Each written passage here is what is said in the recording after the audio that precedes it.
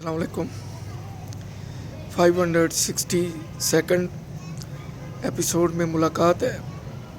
امید ہے آپ لوگ خیریت سے ہوں گے۔ میرا چینل لائک کریں، سبسکرائب کریں، کمنٹ لکھیں۔ میرے آج کے بلاگ میں جو موضوع ہے وہ 2 دن پہلے جید عالم علامہ خادم حسین رضوی صاحب ان کی رحلت کا ہے۔ اللہ تعالیٰ انہیں جنت الفردوس میں جگہ عطا فرمائے۔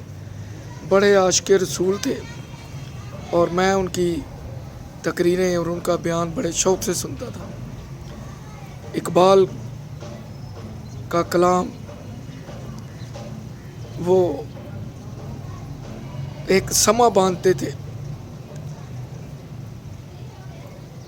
اس کے بعد آج کی جو خبر ہے وہ نواز شریف صاحب کی والدہ صاحبہ کی رحلت کی ہے۔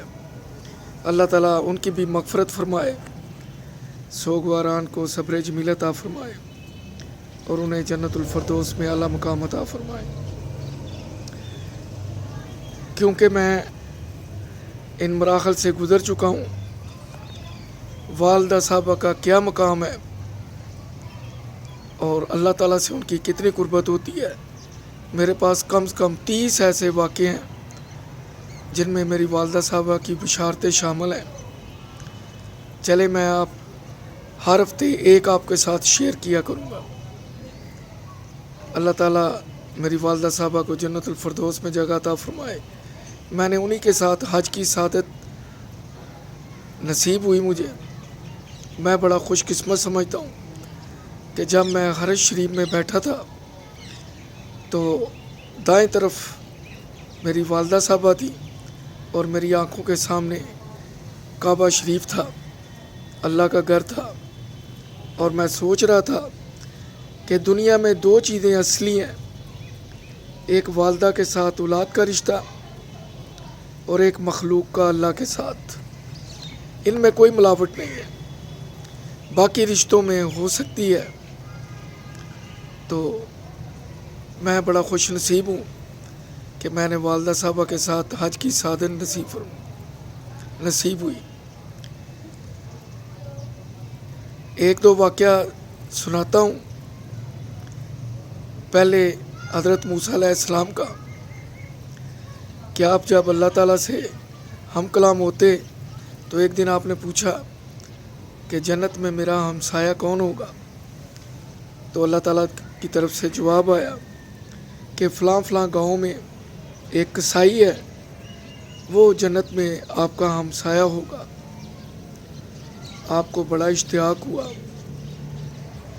آپ سوچنے لگے کہ میں نبی ہوں اور کون ایسا خوش قسمت ہے جو جنت میں میرا ہمسایہ ہوگا۔ تو اس قصائی کی تلاش میں نکل پڑے، اس گاؤں میں جا پہنچے،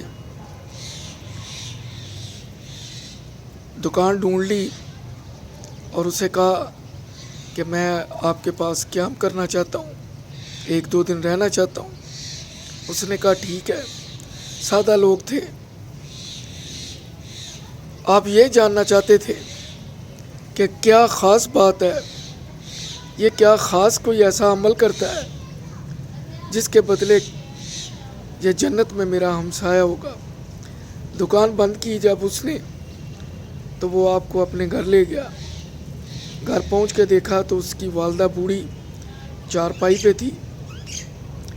قصاب نے کھانا بنایا اور اس کے بعد جو اس نے گوشت یا سبزی ڈالی تھی، گوشت کو اس نے چھوٹے ٹکڑے کیے، اسے نرم کیا اور پھر اپنے ہاتھ سے اپنی والدہ کو کھلایا۔ اس طرح آپ نے کوئی 2-3 دن یہی عمل اسے کرتے ہوئے دیکھا تو آپ بہت متاثر ہوئے کہ بیٹا اپنی والدہ کی خدمت کس طرح کر رہا ہے۔ اب میں آتا ہوں اپنی والدہ مرحومہ کے ایک واقعہ کی طرف۔ ایک دن مجھے کہنے لگے کہ مجھے بھنے ہوئے چنے بہت پسند ہیں، मैंने कहा हाजन साहबा मामा जान मेरे स्टोर के आगे से गुज़रते हैं, लेकिन हफ्ते में कभी कोई 1-2 दफ़ा। वो इत्तेफाक से जुमे का दिन था। मैं जुमा पढ़ने से पहले वालदा साहबा को मिलने जाता। जुमे से वापसी पे भी वालदा साहबा को मिल के आता। फिर जब रात को मैं स्टोर बंद करता 11:30-12 बजे, तो सीधा वालदा साहबा के पास जाता, आधा घंटा उनके पास बैठता, फिर अपने बच्चों के पास आता। तो जुमे का दिन था, मुझे कहने लगे कि भुने हुए चने खाने हैं। कभी मैं मस्जिद में जाते हुए जेब में पैसे डाल के नहीं गया। ऐसे ही पता नहीं मुझे क्या ख्याल आया, मैंने थोड़े से पैसे जेब में डाल लिए कि शायद चने वाला रास्ते में कहीं मिल जाए। छठी इसने कहा कि पैसे डाल लो। मैंने जुमे की नमाज अदा की। नमाज के बाद अभी सुनते नफल बाकी थे। मैं अक्सर सलवात में भी शामिल होता था। उस दिन सिर्फ फ़र्ज़ नमाज अदा की तो किसी ने मुझे इशारा किया कि अब तुम मस्जिद से बाहर निकलो।